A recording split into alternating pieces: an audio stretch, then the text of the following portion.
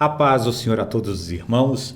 É uma alegria mais uma vez estarmos aqui para juntos estudarmos o último capítulo da nossa apostila de Novo Testamento 4, né?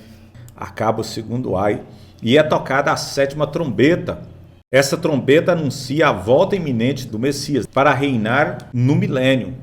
Veremos este tema lá no capítulo 20, né? Vamos estar estudando sobre o milênio. Por enquanto não vamos entrar nesse tema. E no capítulo 12 tem a história A Mulher e o Dragão. Uma mulher vestida de sol, diz a palavra, no versículo 1 do capítulo 12. A mulher aqui é Israel. O fato de estar vestida de sol fala de como Deus separou essa nação para ser luz entre as nações e trazer o Messias ao mundo, o qual é o sol da justiça, né? Jesus é o sol da justiça. Ele é o sol da nossa justiça. Tendo a lua debaixo dos pés, aponta para a antiga aliança de Deus com o seu povo. A coroa, com 12 estrelas, só os 12 patriarcas e, consequentemente, as 12 tribos de Israel são, né?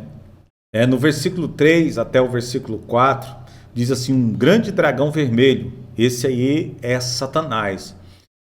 Diz assim no versículo 9: e foi expulso o grande dragão, a antiga serpente que se chama Diabo e Satanás, o sedutor de todo o mundo. Sim, foi atirado para a terra, e com ele os seus anjos, que já foi querubim ungido. Então quer dizer, ele já foi querubim ungido, o diabo. Resplandecente Lúcifer, como caíste do céu, ó estrela da manhã, filho da alva, como fosse lançado por terra, tu debilitavas as nações. Capítulo 14 de Isaías. Mas por causa do orgulho, caiu, mas ele lhes disse: eu via Satanás caindo do céu como um relâmpago.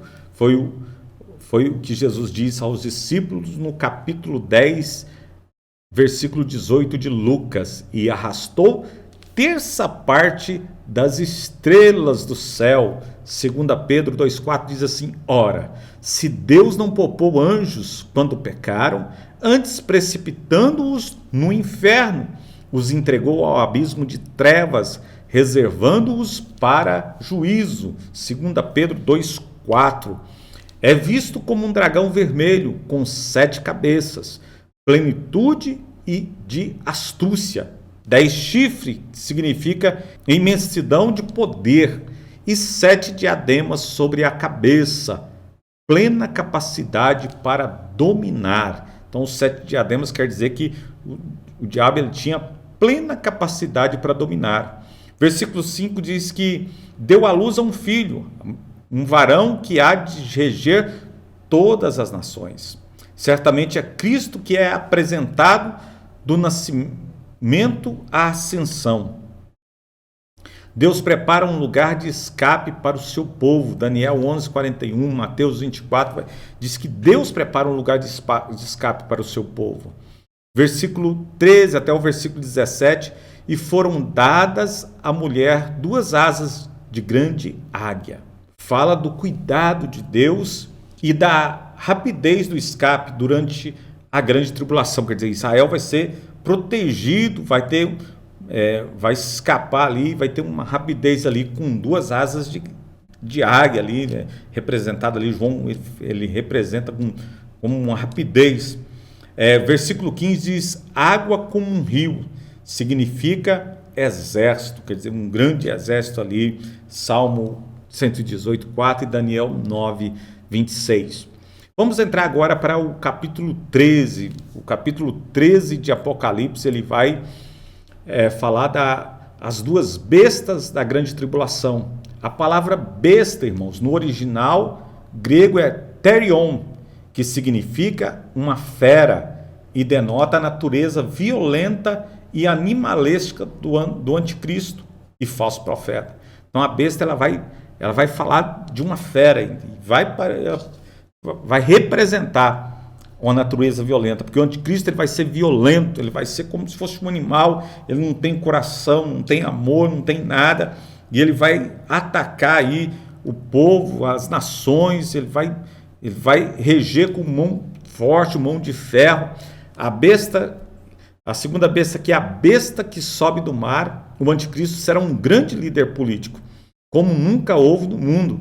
Levantará um governo de alcance mundial. O governo do anticristo será um governo mundial e será a própria personificação do diabo. O anticristo é a personificação do diabo. Veja as características do anticristo. Vamos dizer aqui, quero chamar para juntos nós vermos as características aí do anticristo. Vamos ver, a primeira característica do anticristo: ele será um grande orador. Em Daniel 11:36 diz que esse rei fará segundo a sua vontade e se levantará e se engrandecerá sobre todo Deus, contra o Deus dos deuses, e falará coisas incríveis. Será próspero e até que se cumpra a indignação, porque aquilo que está determinado será feito. Então ele será um grande orador, terá a oratória aí como seu aliado, como sua aliada, e ele regerá, ele dominará, ele terá facilidade para influenciar todos os líderes da terra, esse anticristo. E a segunda característica do anticristo é que ele será um grande empreendedor empresarial. Ele será um grande empresário, né? Apocalipse 13:16 diz: todos os pequenos e os grandes, os ricos e os pobres, os livres e os escravos, faz que lhes seja dada certa marca sobre a mão direita ou sobre a fronte, para que ninguém possa comprar ou vender, senão aquele que tem a marca, o nome da besta ou o número do seu nome. Então ele será um grande empreendedor, ele vai ter ali um controle do mercado mundial. A marca da besta ali é para ele controlar um mercado mundial. Ele vai vender e comprar somente está debaixo da mão dele, do domínio dele. A terceira característica do anticristo: ele será um político genial, um genial político. Versículo 11 do capítulo 17 diz que: e a besta que era e não é, também é ele, o oitavo rei, e procede do 7, e caminha. O que acontece? Ele caminha para a destruição. Os 10 chifres que viste são 10 reis, os quais ainda não receberam o reino, mas recebem autoridade como reis, como a besta durante 1 hora. Então, quer dizer, ele dominará aí sobre vários reis aí, sobre vários governos, né? Em quarto, ele fará um pacto com Israel por 7 anos. Lá em Daniel 9:27 diz: ele fará firme aliança com muitos por 1 semana. Na metade da semana, ele fará cessar o sacrifício e as ofertas de manjares. Sobre a asa das abominações virá o assolador, até que a destruição que está determinada se derrame sobre ele. Então, quer dizer, ele fará um pacto e ele vai quebrar esse pacto na metade do período aí com Israel e com as nações também. Ele vai prometer e vai quebrar a promessa aí. Em quinto, ele blasfemará contra Deus. A quinta característica: ele vai blasfemar contra Deus. Versículo 5 do capítulo 3 diz: foi-lhe dada uma boca que proferia arrogância e blasfêmia, e autoridade para agir 42 meses. Então, 3 anos e meio, 42 meses. Em sexto, a sexta característica do anticristo: ele apresentar-se-á no templo como se fosse Deus. Ele vai declarar ser o próprio Deus. Capítulo 2, versículo 4 da segunda carta de Tessalonicenses. Diz assim: o qual se opõe e se levanta contra tudo que se chama Deus ou é objeto de culto, a ponto de assentar-se no santuário de Deus, ostentando como se fosse o próprio Deus. Então ele vai sentar ali, o anticristo ele vai sentar no santuário de Deus e vai declarar ser o próprio Deus. Em sétima característica do anticristo, ele será vencido por Cristo. Oh, glória a Deus, pelo menos essa aí é tremenda, né? Ele vai ser vencido por Cristo, aleluias. Daniel 8, 25, Apocalipse 19, vai falar sobre isso. Vamos ler Daniel aqui para você entender. Por sua astúcia nos seus empreendimentos, fará prosperar o engano, no seu coração se engrandecerá e destruirá a muitos que vivem despreocupadamente. Levantar-se-á contra o príncipe dos príncipes, mas será quebrado sem esforço de mãos humanas. Então o próprio Cristo vai destruir o anticristo, vai lançar ele lá no lago de fogo, juntamente com o falso profeta e a besta, né? Então Cristo vai derrotar o anticristo. E a oitava característica do anticristo, no verso 2 diz que o anticristo será semelhante ao leopardo, fala de rapidez, pés semelhante ao do urso, fala de força, boca semelhante à do leão, fala de soberba. Também o dragão deu-lhe poder, isso fala da origem do poder. A origem do poder, quem que é o dragão? É Satanás. Da onde vem a origem do poder do anticristo? Vem de Satanás. Alguns nomes e títulos do anticristo na Bíblia. Primeiro, pequeno chifre, é citado lá em Daniel, capítulo 7, versículo 8, diz: estando eu a observar os chifres, eis que entre eles subiu outro, pequeno, diante do qual 3 dos primeiros chifres foram arrancados, e eis que neste chifre havia olho como os dos homens, e uma boca que falava com insolência. Então o anticristo ele é representado primeiro por esse chifre, uma boca que falava em insolência. Ele vem, arranca aí os 3 chifres também. E em Daniel 9, 26 vai falar que ele é o príncipe que há de vir. Diz assim: depois das 62 semanas será morto ungido e já não estará, e o povo de um príncipe que há de vir destruirá a cidade e o santuário, e o seu fim será num dilúvio, e até ao fim haverá guerras e desolações são determinadas. O terceiro título do anticristo, o homem do pecado. 2 Tessalonicenses 3. 2 Tessalonicenses 3 também vai falar que ele é o filho da perdição. Olha para vocês o versículo como diz assim: ninguém de nenhum modo vos engane, porque isso não acontecerá sem que primeiro venha a apostasia e seja revelado o homem do pecado, o filho da perdição. O quinto título do anticristo é o iníquo. Está registrado lá em 2 Tessalonicenses 2,8. Então será de fato revelado o iníquo, a quem o Senhor Jesus matará com o sopro da sua boca e destruirá pela manifestação da sua vinda. Aleluias, louvado seja Deus. Então, esses são os nomes. O sexto nome do anticristo, é o anticristo. É o anticristo. 1 João 2,22. Quem é o mentiroso? Quem é o mentiroso, senão aquele que nega que Jesus que é o Cristo, o Filho de Deus? Esse é o anticristo, o que nega o Pai e o Filho. Em sétimo, ele é o desolador, ou assolador, né? Ele fará firme aliança com muitos. Daniel 9, 27. Por uma semana, na metade da semana, fará cessar o sacrifício e as ofertas de manjares.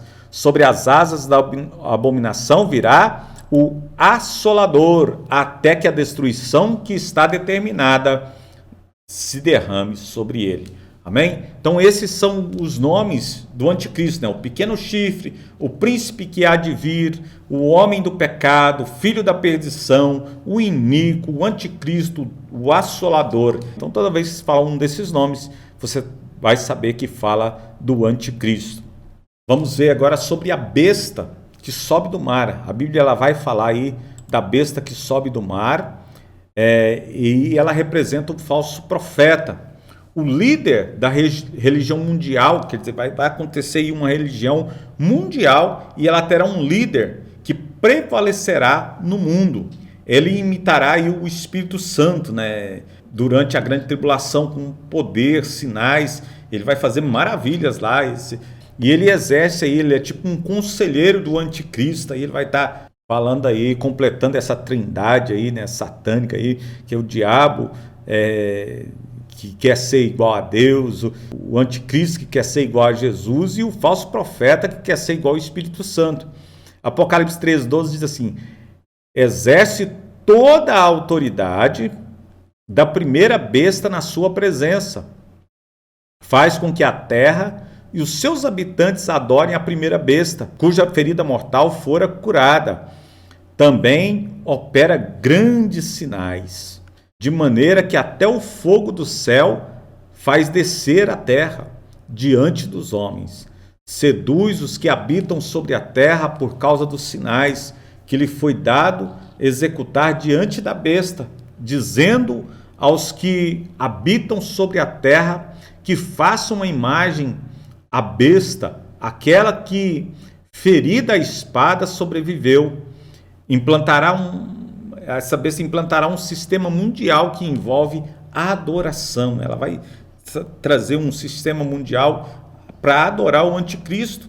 Versículo 15 diz: e lhe foi dado a comunicar fôlego à imagem da besta, para que não só a imagem falasse, quer dizer, vai ser tipo um holograma ali que fala, como ainda fizesse morrer quantos não adorasse a imagem da besta. Então, quer dizer, na grande tribulação, eles vão exigir a adoração ao anticristo. A imagem da besta ali vai fazer com que adorem ali o anticristo, que adore aquela imagem da besta ali, deixando de adorar o Deus dos deuses, né, o nosso Deus, para adorar a besta. Eles vão obrigar o povo a fazer esse tipo de adoração.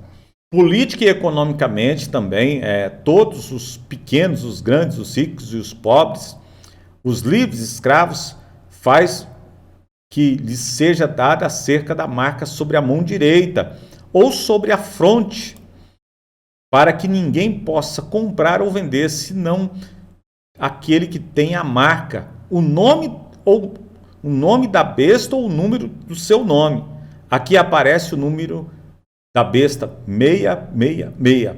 Então vai aparecer esse nome, a pessoa vai ter, meu irmão, que ter ali um sinal da besta ali, seja no polegar direito ou na fronte, esse número, né? Esse número da besta, para poder comprar ou vender. Não vai haver um comércio sem esse número, sem essa marca. Ninguém vai poder comprar ou vender.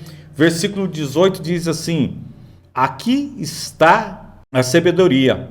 Aquele que tem entendimento, calcule o número da besta, pois é o número de homem. Ora, esse número é 666. Então, terminando o capítulo 13 de Apocalipse, nós estamos estudando capítulo por capítulo, para entender o propósito aí, um livro muito interessante de ser estudado. Nós vamos também ver as 7 visões do versículo 14, 7 visões Apocalipse.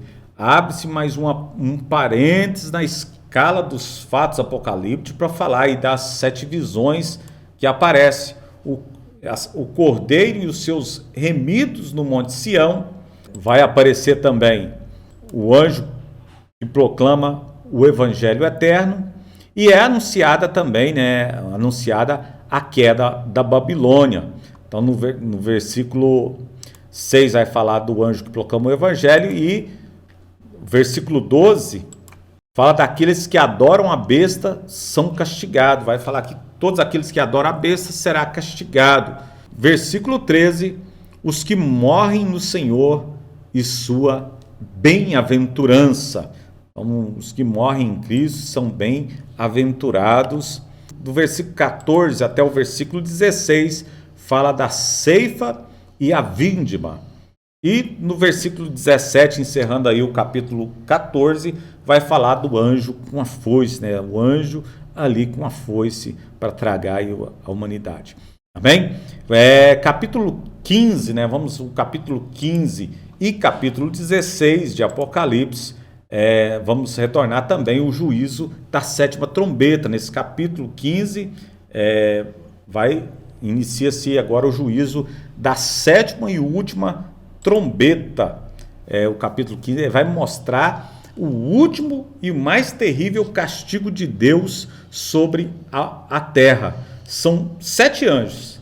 Cada um vai trazer consigo uma taça cheia de ouro, uma taça de ouro cheia da ira de Deus, e vai derramar sobre a terra, trazendo também juízos de Deus. Vamos estar vendo aqui agora também sobre esses juízos que será derramado sobre a terra.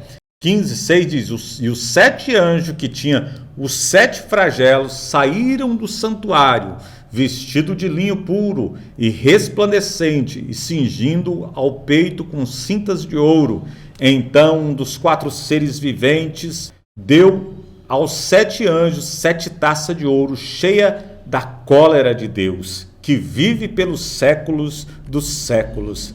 E o capítulo 16, nós podemos analisar os desfechos final do juízo de Deus, que deve ser notado que o castigo anterior, o das trombetas, foi parcial e de alcance limitado. Porém, esses agora têm a sua área de ação ilimitada, ou seja, atingirá a terra inteira.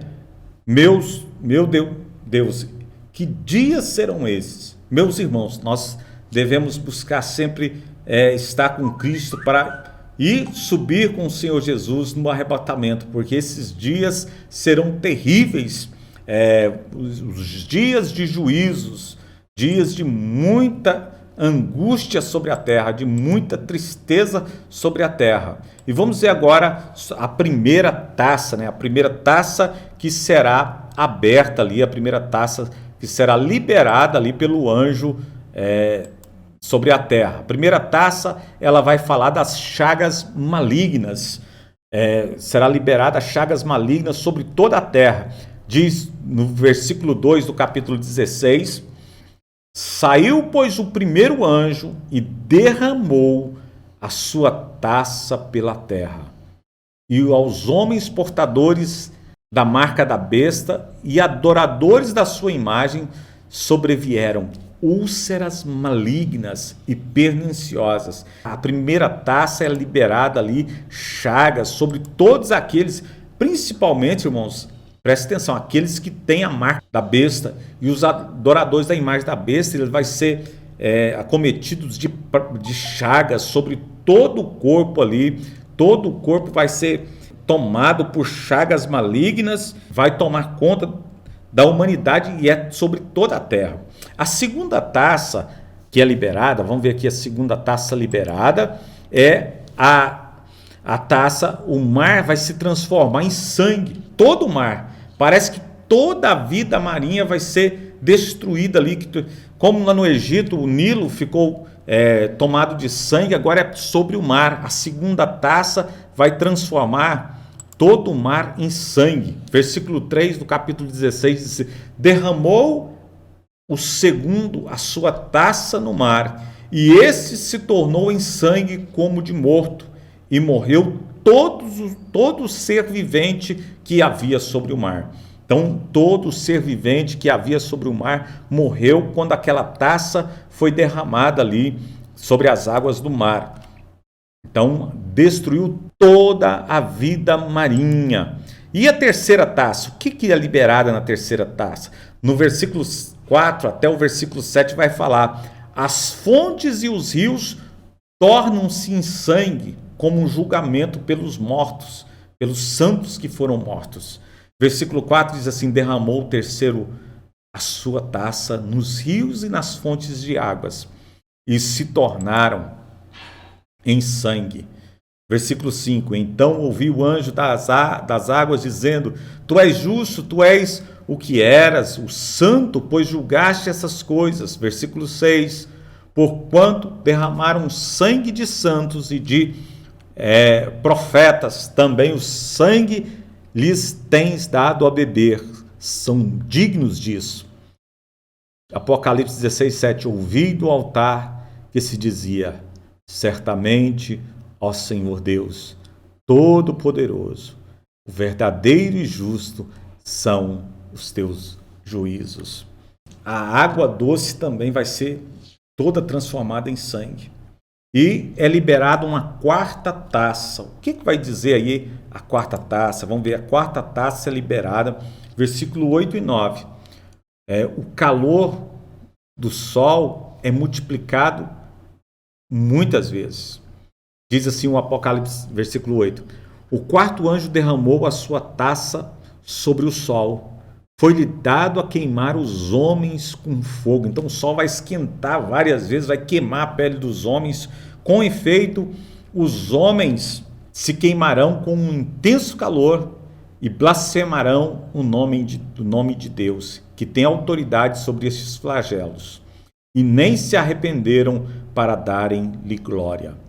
Então é liberada a quinta taça.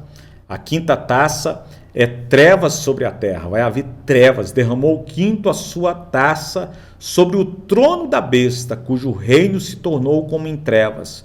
E os homens remordiam a língua por causa... para você ver, meu irmão. Os homens mordendo a própria língua por causa da dor que sentia. E blasfemaram o Deus dos céus por causa da angústia e das úlceras que sofriam, e não se arrependeram de suas obras. Então, mesmo com toda essa dor, com toda essa angústia, eles não se arrependem das suas obras e continuam fazendo aquilo que é mal aos olhos do Senhor. Então é liberada aí a sexta taça, é liberada por Deus, pelo anjo, né? Então o que é? O rio Eufrates seca.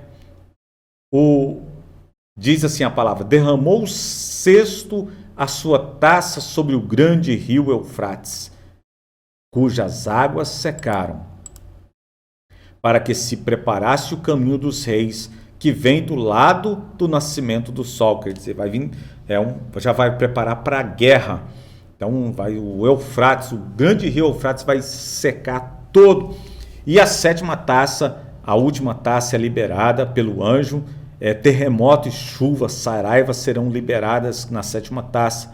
Versículo 17 do capítulo 16. Então derramou o sétimo anjo a sua taça pelo ar, e saiu grande voz do santuário, do lado do trono, dizendo: feito está. Apocalipse 16, 21 diz: também desabou do céu sobre os homens grande saraiva, com pedras que pesavam cerca de 1 talento, e por causa do flagelo da chuva de pedras, os homens blasfemaram contra Deus.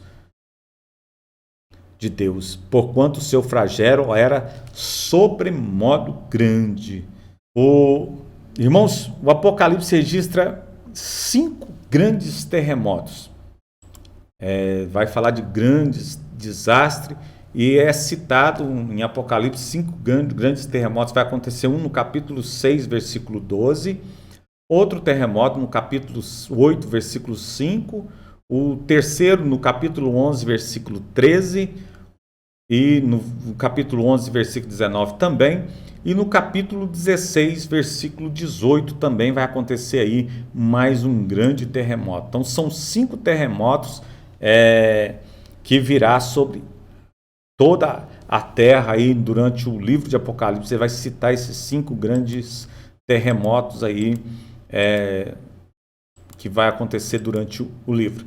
E no capítulo 17 vai cair a Babilônia religiosa, né? Cai a Babilônia religiosa. Aqui nós temos a falsa igreja mundial, que terá o princípio e o apoio do anticristo, mas depois será destruída pelo próprio anticristo.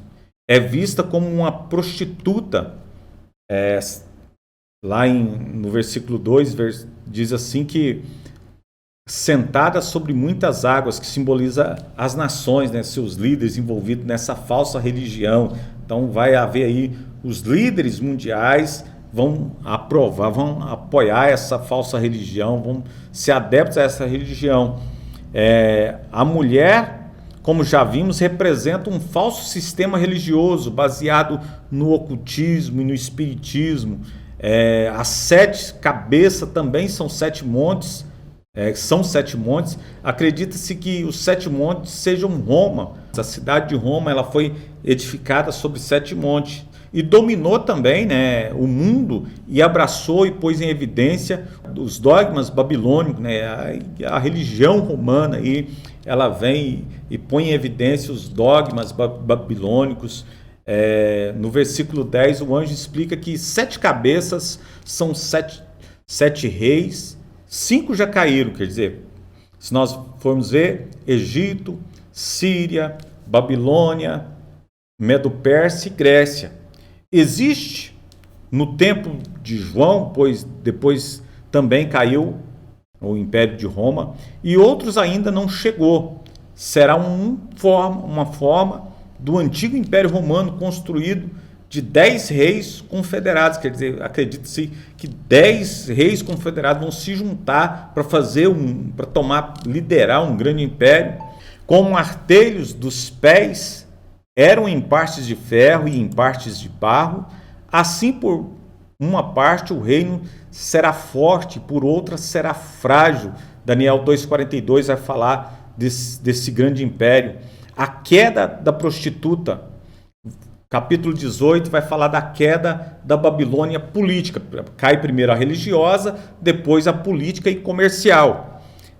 Então o capítulo 18 vai falar que a Babilônia comercial ela vai cair também. Nesse capítulo 18 nós podemos ver a cidade que será usada como capital do anticristo. Ele vai levantar uma capital ali. Essa cidade aqui é literal. Capítulo 16, versículo 19 de Apocalipse. E será um grande centro político e religioso. Muitos estudiosos do assunto acreditam que essa cidade será construída no local da antiga Babilônia. Muitos acreditam aí que vai ser construída ali na antiga Babilônia. E essa magnífica cidade será destruída por Deus, como nós podemos ver aqui, versículo 8 e versículo 19. Olha o que diz o versículo 19. No capítulo 18, lançaram pó sobre a cabeça e chorando e planteando gritavam: ai, ai da grande cidade, na qual se enriqueceram todos os que possuíam navios no mar, à custa da sua opulência, porque em uma só hora foi devastada. Vamos ver agora sobre a batalha do Armagedon e o triunfo do Messias. Jesus ele vai ter uma grande batalha ali no Armagedon, no Vale do Meguido, e Jesus ele vai triunfar sobre as nações, vai ser o juízo das nações, e nós vamos ver isso agora nesse capítulo. E também vai ter 4 aleluias, né? 4 aleluias, ver as 4 aleluias. A primeira aleluia, né? A palavra aleluia, vamos ver primeiro, significa louvai ao Senhor, né? A palavra aleluia significa louvai ao Senhor. Ela é frequentemente usada nos Salmos, porém no Novo Testamento essa palavra aparece somente 4 vezes e é aqui no livro de Apocalipse. Ela aparece curiosamente todo nesse capítulo de Apocalipse. O primeiro, louvor no céu por causa da queda da Babilônia, né? O primeiro aleluia vai por causa de um louvor no céu por causa da Babilônia. Olha o que diz o Apocalipse 19:1. Depois destas coisas ouvi no céu uma grande voz de numerosa multidão dizendo: aleluia, a salvação e a glória e o poder são do nosso Deus, porquanto verdadeiro e justos são os teus juízos, pois julgou a grande meretriz que corrompia a terra com a sua prostituição, e das mãos dela vingou o sangue dos teus servos. Aí vem o segundo aleluia no verso 3, né, que diz assim: A vingança pertence a Deus, ele julga com retidão, retribui cada um segundo as tuas obras. Versículo 3, né? Segunda vez disseram aleluia, e a sua fumaça sobe pelos séculos dos séculos. Aleluias. Salmo 28:4 diz: paga-lhes segundo as suas obras, segundo a malícia dos seus atos, dá-lhes conforme a obra de suas mãos, retribui-lhe o que merecem. E o terceiro aleluia também, né? O terceiro aleluia diz assim: um grande coral composto de santos e dos anjos rompem um louvor a Deus. Versículo 4, os 24 anciãos e os 4 seres viventes prostram-se e adoram a Deus, que se acha sentado no trono, dizendo: amém, aleluias, louvado seja Deus, aleluias, oh glória a Deus, amém. E o quarto e último aleluia, né? Uma visão da igreja de Cristo nas bodas do Cordeiro. Então ouvi uma voz numerosa multidão, como de muitas águas, como de fortes trovões, dizendo aleluia, pois reina o Senhor nosso Deus, o Todo-Poderoso. Irmãos, o que aprendemos com a leitura do versículo 10? Prostrei-me ante aos seus pés para adorá-lo. Ele, porém, me disse: vê, não faças isso com o seu conservo, teu e dos teus irmãos que mantêm o testemunho de Jesus. Adora a Deus, pois o testemunho de Jesus é o espírito da profecia. Então, irmãos, aqueles homens quis adorar o anjo, mas ele falou: não, eu sou conservo seu, não me adorem, adorem a Deus. E no versículo 11 até o versículo 21 nós temos aí a batalha do Armagedon. A palavra Armagedon significa Monte do Meguido. Refere-se a um local norte de Israel, próximo ao Monte Hermon, onde se trava a grande batalha dos últimos tempos, né? A grande batalha entre Israel e as confederações de nações, liderada pelo anticristo. Essa batalha vai acontecer ali e nós vemos 2 propósitos na vinda de Cristo. O primeiro é derrotar o anticristo e estabelecer o seu reino milenar. E vai ser derrotado nessa batalha do Armagedon, na grande. Ele vai julgar as nações aí nessa batalha. E no capítulo 20, a palavra vai fazer menção ao milênio, né? Vai fazer menção ao milênio, né? Que vai acontecer também ali, que vai preparar ali 1000 anos, onde Cristo vai reinar ali na terra, né? 1000 anos, Cristo governando. A Bíblia diz, título do milênio, esse título, 1000 anos, regeneração, tempos de refrigérios, né? 1000 anos, tempos de regeneração, está escrito lá em Mateus, tempos de refrigério, Atos 3,19, tempos de restauração, de tudo vai acontecer no milênio. O reino será de Cristo, o reino dos céus vai ser estabelecido. E definição, o que é milênio? Seria um período de 1000 anos no qual Cristo reinará nesse 1000 anos. Amém? Louvado seja Deus. Milênio também vai falar as características do milênio. Quais são as características do milênio? As armas de guerra, de destruição e guerra serão transformadas em instrumentos agrícolas. Já pensou, meu irmão? Todas as armas serão transformadas em instrumentos agrícolas. Isaías 2,4 diz assim: ele julgará entre os povos e corrigirá muitas nações. Estas converterão as suas espadas em relhas de arado e as suas lanças em podadeiras. Uma nação não levantará a espada contra a outra, nem aprenderão mais a guerra. Aí já pensou, não vai haver guerra. No milênio, a característica do milênio, não vai haver guerra. Outra característica, o homem vai voltar a viver muitos anos durante o milênio. Isaías 65, versículo 22. Os animais ferozes ficarão mansos, as enfermidades serão banidas da terra, não haverá mais enfermidades. Toda a terra se encherá de conhecimento do Senhor. Olha que maravilha, meu irmão. Então toda a terra se encherá de conhecimento do Senhor. Glória a Deus. E através aí do milênio. Então Satanás, depois no milênio, ele será solto, ele será preso por 1000 anos. Ele ficará preso, e essa passagem leva a uma reflexão profunda. Muitos, meu irmão, pensam que a culpa de todos os problemas e males do mundo é exclusivamente de Satanás. Mas aqui nós vemos que o diabo, mesmo o diabo preso por 1000 anos, o mundo vivendo em harmonia, restauração, basta que o diabo seja solto e muitos o seguem de novo, diz a palavra. Então virá o juízo final no capítulo 21 e capítulo 22, vai falar do juízo final em Apocalipse. Novo céu e nova terra, vai ser, Deus vai fazer novo céu e nova terra. Diz assim, enquanto que o livro de Gênesis nos mostra aí o início de todas as coisas, Apocalipse ele vai falar da consumação de todas as coisas. Vemos como o propósito original de Deus, inicialmente interrompido pela queda do homem, cumpriu-se aqui.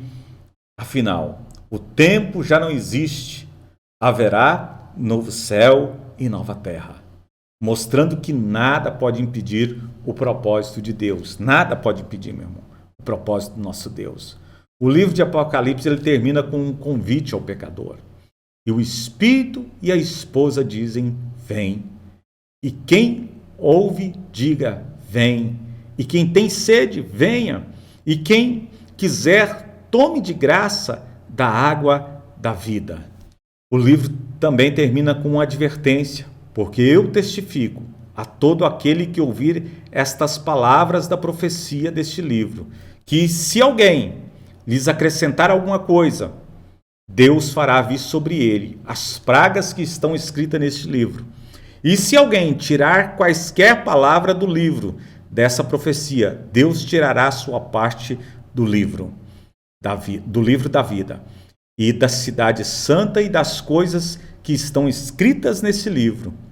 O objetivo desse estudo, meu irmão, minha irmã, é levar você a refletir, olhando para o futuro, estudando as últimas coisas, voltarmos ao nosso presente e refletirmos em nossa vida com Deus. Como temos encarado a tarefa de ganhar almas, de levar essa palavra até os confins da terra.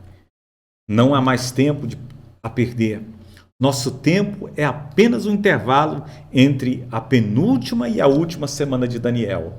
Não há mais tempo a perder, meu irmão, minha irmã. Não há mais tempo a perder. Vamos pregar a palavra. Amém? E assim eu encerro aqui o estudo do livro de Apocalipse. Encerro também nosso estudo de Novo Testamento, né? Esse é o Novo Testamento 4, nosso último capítulo. E vem aí a nossa avaliação.